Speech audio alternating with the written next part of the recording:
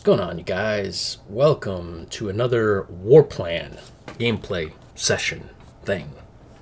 Alright. I got about like 20, 30 minutes. I'm hoping I have 20 or 30 minutes, actually. Left my phone in the other room. I'm expecting a call from a very important person. I don't want to miss that.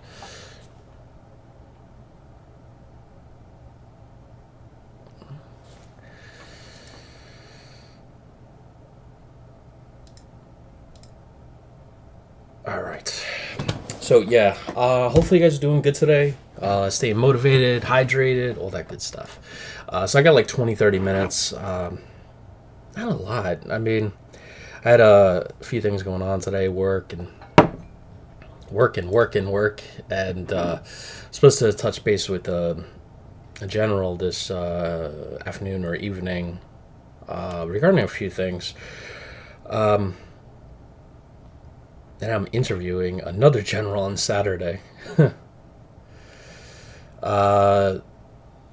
you guys are not familiar, I help run a military news site.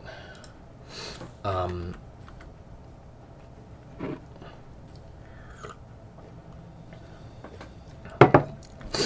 right.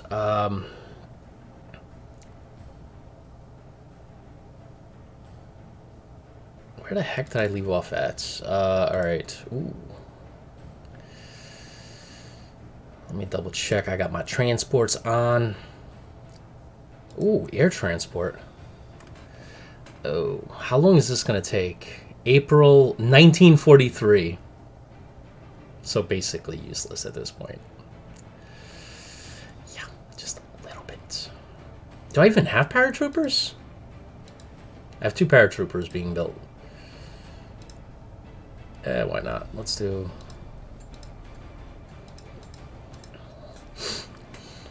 Alright, what else should I build, guys, huh?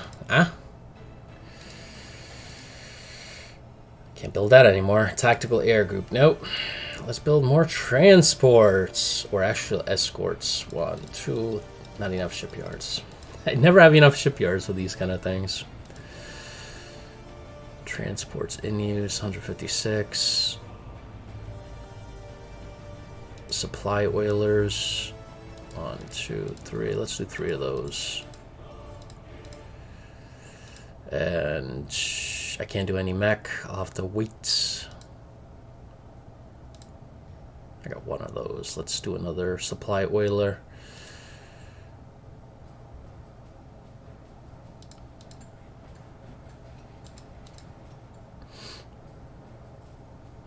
Supply trucks.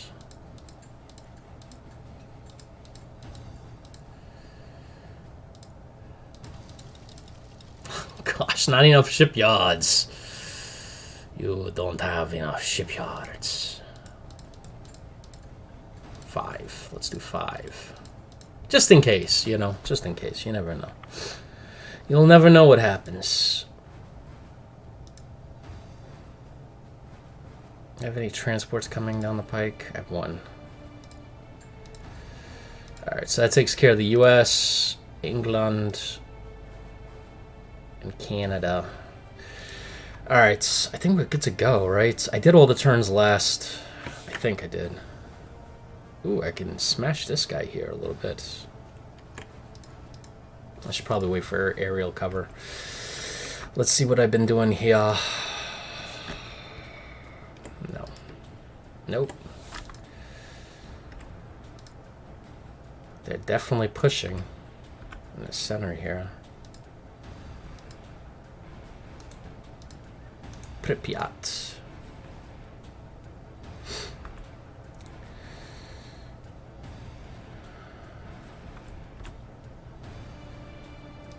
What is the defense? Wow.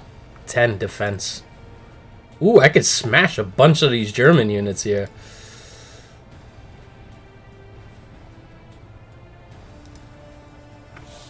If I can get 1 unit here, I could smash this guy pretty good.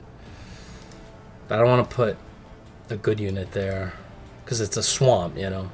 I'll probably get a negative whatever. 3 to 2.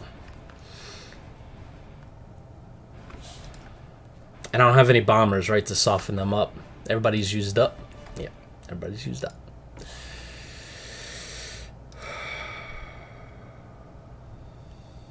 I don't know if I want to push out this far. They might hit him from all sides. Let's do this. Slowly but surely.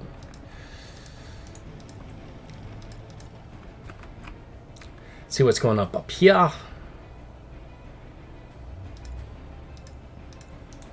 Make sure we're not getting cut off.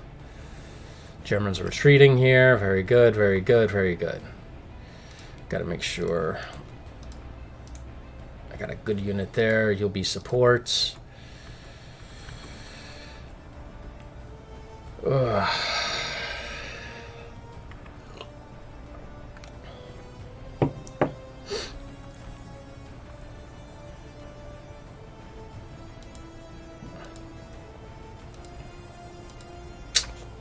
Could put a unit here.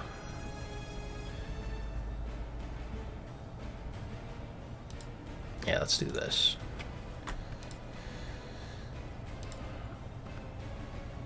I want to save this armor. Ooh, jeez, he's 1 out of 1. Ay, mama.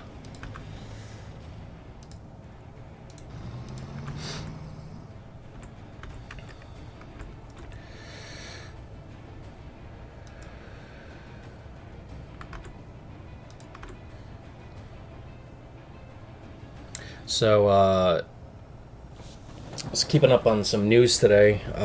Russia's still hitting Ukraine. Like, this is like the 3rd or 4th day they're bombing. They actually had some Russian soldiers that posted on Twitter or Telegram or whatever. Telegraph? I don't know which. Anyway, Sky News, or was it BBC? I forgot which one. Picked it up, and it was like 4 or 5 Russian soldiers in this room that's, they're saying that they're in this town called Saro something, which is actually on the front lines, and they were just deployed there from Moscow, and they're one of the mobilized troops. And they said they're in training involved firing 3 magazines, 3 clips, 3 magazines of, for the, I think AK-47s, or was it AK-70, was it 74? I don't know. But that's it. 3 magazines, that's it. That's all they fired. And then now they're on the front line. That's the amount of training they got. Like, none of the stuff that you get in basic training, like, I don't know. They don't even go through like an obstacle course. Nothing. Just, here's your weapon. Fire 3 magazines. Get on the bus. It's like, jeez. I'm kind of curious. I know the AK-47 rarely ever jams, right? But, like, what happens when that weapon jams? Like, is one of those recruits or troops gonna be like, hey, it won't fire, right? I know in boot camp they teach you, like, take it apart, put it back together, take it apart, put it back. Not even, like, I remember just, like, non-stop hours and hours and hours, just like in one day. Every day for hours, just stripping apart that rifle, putting it back together, stripping it down, putting it back together, and then they would time you. Like, it's just like, daggone. And I know why, and I totally agree with it, but wow, it was a lot of work. And you don't want to be like the one that goes past the time, right? And the reason being you don't want to go past that time is because if the entire platoon gets it under that time and you're the only one left, platoon's going to look at you and they're going to get pissed because you're going to eat into their, you know, in 2002 we didn't have cell phones. I'm surprised that recruits can have cell phones these days. It's like, wow. We didn't have cell phones. The only thing that we had, I think we had like 20-30 minutes a day, depending if the drill instructors were cool, which I'm not saying they were. We're supposed to get like an hour, I think, but I would say like on average we get like 15, 20, maybe 30 minutes. It would be extremely rare to get an hour, but it would be enough time to like sit down against the, you know, the bulkhead with the pen and paper and like write a letter. That's it. One letter, because that's about the amount of time that you would get.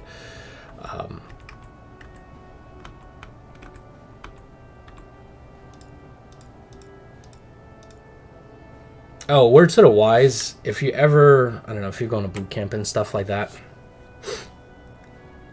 don't, if your girlfriend, whatever, is sending you a letter back, make sure she doesn't put like her scent on there, like her perfume, whatever.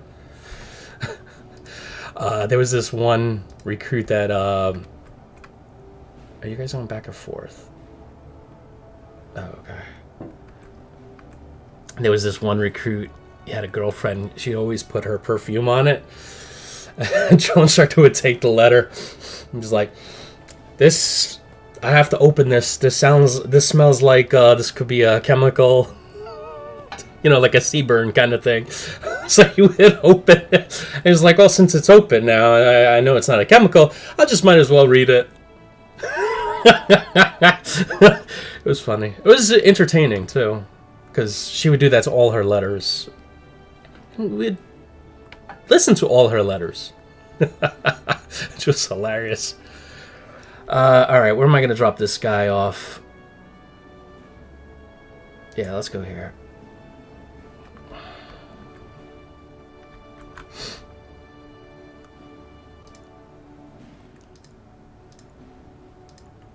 Alright. I think we are good to go. I don't think there's anything else I need to do. Make sure all the... Oh! Yeah, I wouldn't want to... Let's do some strat bombing. 2.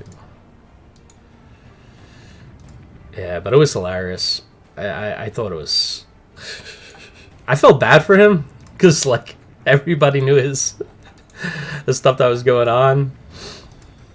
I remember some of it was embarrassing. That was like 20-something years ago. I still remember that stuff.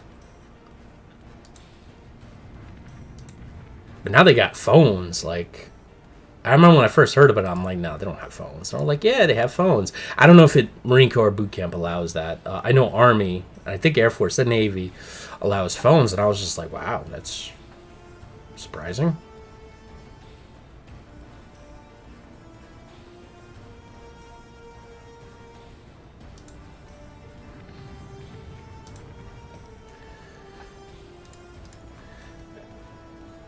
And I know some people are going to be like, well, back in my day, you know, the Army or Marine Corps was tougher. You know, the thing is, like, you always hear that, right?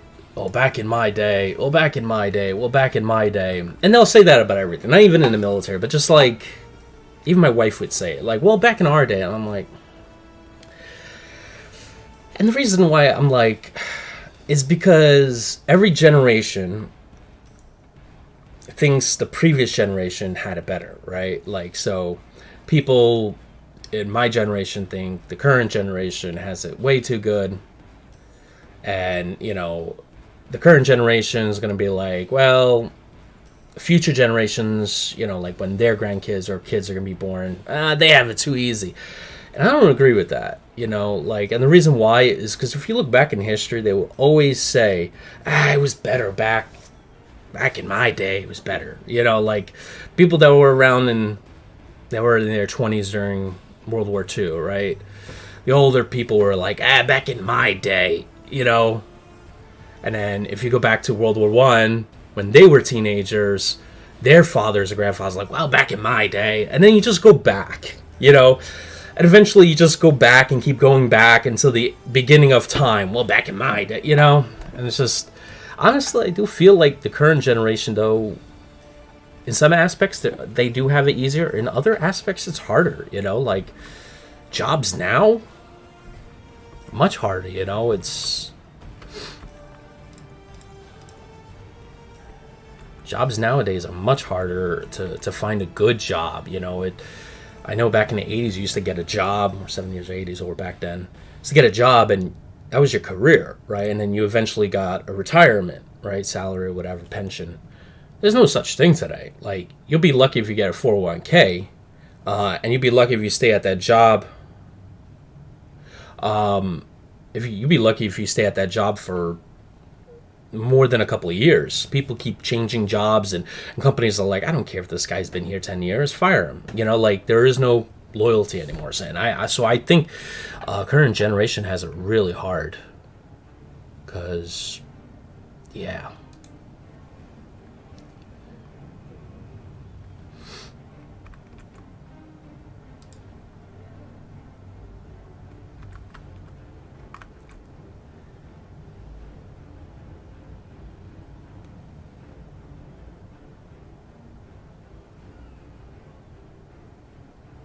Oh, that's why I have them there. I don't think they're sending any, right? Let me look at this. Where the frack is this thing? Reports. There we go. I wish this game had this thing where I can click on this and it takes me directly to the flea, but...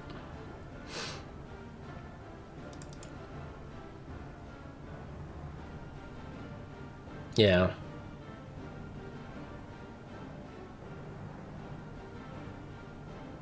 They're sinking a lot of my merchant ships. Look at that, 8 plus 1 escort. So what we shall do... oh, come on, I can't switch. Seriously. Alright, let's just end the turn, I think. There's nothing else I can do. Or maybe there is.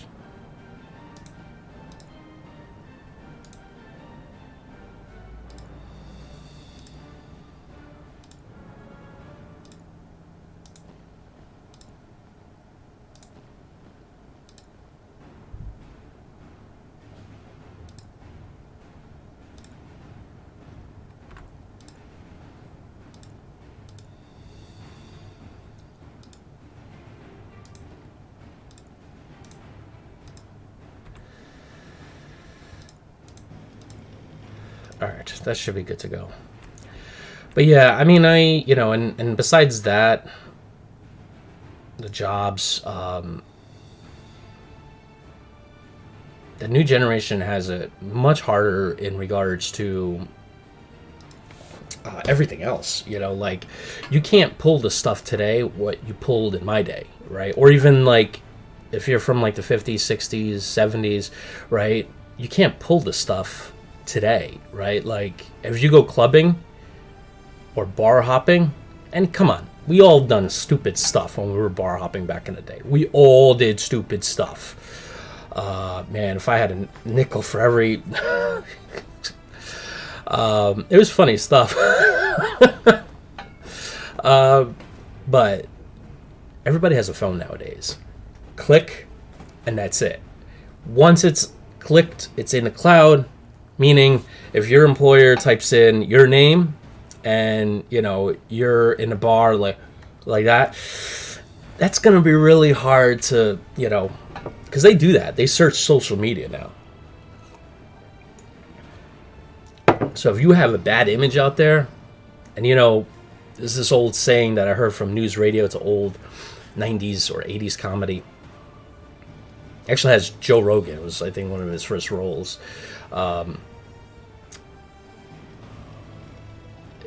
Taking something off the internet is like taking urine out of a pool. You could try. Not gonna get it. But yeah, YouTube probably just scratched this video, but like, do not recommend. He said the U word.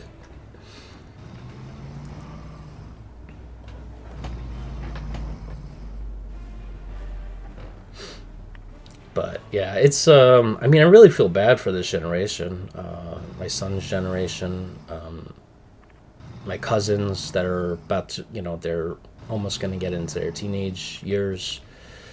I feel bad for that, man. Like, you got to be like, can't just, go to a bar or club and hang out and do stupid stuff, and you gotta be always on point. Like, you can't do something stupid because somebody's gonna be there with a camera, take a photo. It's gonna end up on Facebook, Twitter, whatever, or Instagram. And one day your employer that you're gonna want that job for, that's close to six figures, they're gonna search your name and it's gonna be there, and you're like, can you explain that? Well, I mean, I was kind of, we were out and we were celebrating. You were celebrating. In that picture, you look like you were half dead. I had a few drinks, that was not bad. It looks worse than it is. Okay. We'll call you. So, yeah.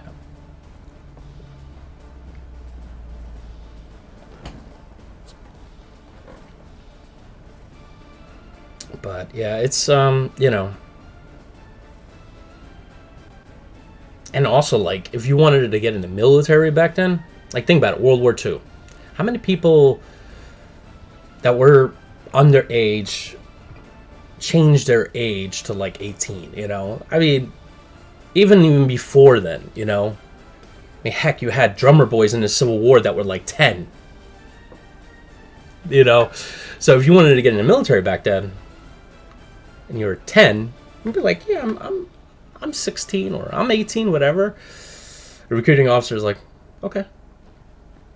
And even if they wanted to track down the records, it would take, like, you would have to be committed. You would have to go to different cities. Not like the internet now is like, who recruited this recruit? It's staff sergeant, whatever. You can't do that back then.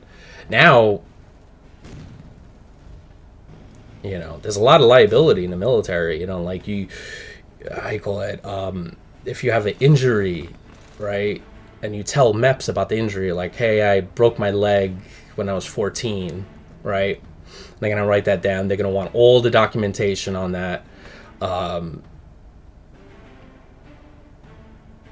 going to want all the documentation on that. They're going to want, like, all that stuff. And your recruiter's going to get mad at you because there are certain things recruiters tell you before you go to MEPS. But yeah, I mean, it's just,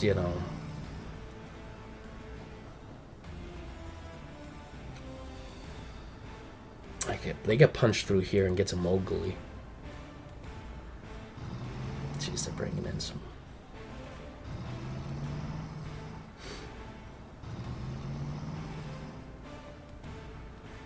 But yeah, it's really hard nowadays. Job-wise, like medical, dental, that stuff. It's hard to find a good company that has really good programs. And benefits are actually rolling back in many cases. Not getting better, rolling back. From what I've noticed, the companies that I've worked for, rolling back. I remember when I was when I first started working at Microsoft, the trainer who was training me was telling me about the medical program. I was like, oh wow. And at that time, Microsoft was giving you like $1,000, I think, something like that, with the debit card. And this is on top of the insurance program, right? So you do the insurance, but they also give you like a debit card. So you cover your copay with the debit card, which is really cool. And I was like, oh, wow. And I was like, that's really amazing. I was like, I'm like, I've never heard of that. She was like, yeah, but it was better. She was just like, they moved to this system. It used to be like everything's covered. Like you would walk into the doctor's office, no copays, no nothing. Like everything's covered, 100%. And I wasn't like complaining. I was like, this is much better than many other companies I've worked for, most companies that I've worked for. And she was like, yeah, but it was better, she was saying. So it's rolling back, and things are just gonna get worse. And that's what I'm saying. Like when people say back in my generation it was a lot harder, this new generation, they're gonna have a lot worse than all of us. The hurricanes are getting worse. Whether whichever way you agree on, I don't want to get into politics, but whichever way you agree on it, I mean, wildfires are getting worse. I mean, that's just from talking to generals and firefighters. Wildfires are getting worse. Hurricanes are getting worse. They just announced Category 6 hurricane because a new type of hurricane, the Category 6, because they're getting worse. And again, I'm not getting into politics like why or how or anything like that. You know, I could tell you growing up in the 80s and 90s, I really didn't have to, in New York City, I didn't have to deal with hurricanes, you know, like, wasn't a thing. You might hear it on the news once, and I was like, whatever, you know. And then in the last 10 years, New York got really bad. Sandy really did some messed up, like, really. So, but then not even that, but like even automation, right?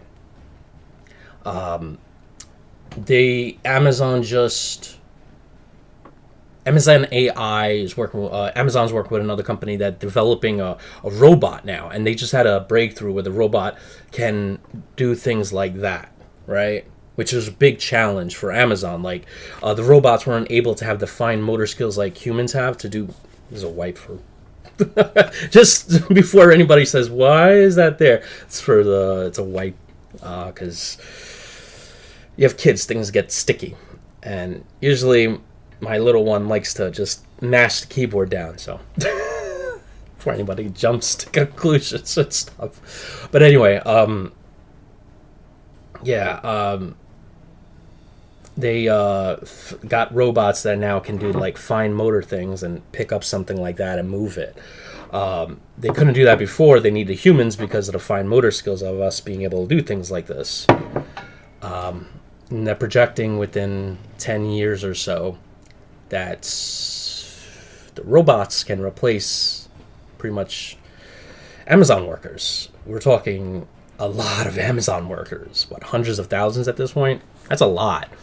And then they're already opening up automated driving in certain cities, cabs. So think about 10, 20 years, no more like cab drivers, Ubers, what do you call it? Truck drivers, forget about that. That's a dying profession. Once they get fully automated, and it's eventually going to come, it's just a matter of time, fully automated trucks on the road that have less, accidents than human beings. Like if they take one group and another group, like automated and human, and they were like, okay, this had an accident 5% of the time. They had an accident 10% of the time. They're going to do this. They will. And eventually that 5% will go 4, 3, 2, 1, and then they're really going to get rid of this.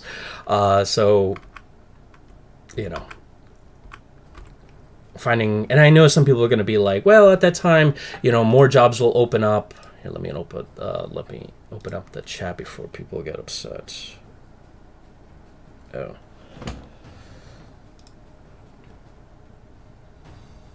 I'm gonna have to go downstairs in a few minutes. I have to go grab the kids. I mean, it's, people are saying more jobs will open up. Think about the population growing, right? We're at over 8 billion. We're going to hit 9 billion eventually, right? There are more and more people. And automation technology is reducing the amount of jobs, right? They now have this, there's 3 apps now that have AI, right? That just came out. I forgot what one's called. Dolly, I think, is one of the apps where you can type in, I don't know, tank blows up German Panzer. And based upon those words, it will take a tank, take a German Panzer, and create an image of that. It literally will take pieces from hundreds or millions of other images and create a new image of a tank blowing up a Panzer, just based upon what your keystrokes are. Now, that will hit a lot of artists out there that, make stuff like that in Photoshop. So Yeah, I'm definitely gonna have to close this out because my wife needs to. She needs to go to the hair store, and my babysitter is not feeling well, so I have to get the kids. All right, so I'm surprised the Germans didn't move forward here. It must be these numbers didn't go down though. That's the only thing. They brought up another Panzer. Interesting. Look at all these small, small, small. All right. They don't have enough to bring over. And you see they're pulling away.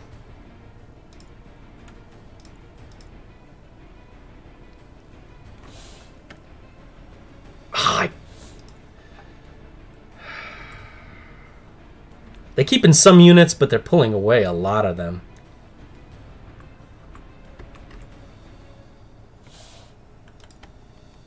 One to one. How about here? 2 to 1. All right, I'm gonna save it here because I gotta go get the kids. The wife's not gonna be home for a while. Gotta color that hair. She loves coloring her hair. But yeah, I mean, just to finish out the video, yeah, I feel bad for the current generation. Hopefully my job will last a while longer, you know, tech support. I don't think AI can do that just yet, you know. That is a little bit more ways off, but yeah, truck drivers, cab drivers, that's coming quick. I mean, there are entire teams at Google, Amazon, independent AI companies around the world that are just hammering away at that day and night. And eventually those are going to go, and you're going to have hundreds, millions of people looking for new jobs.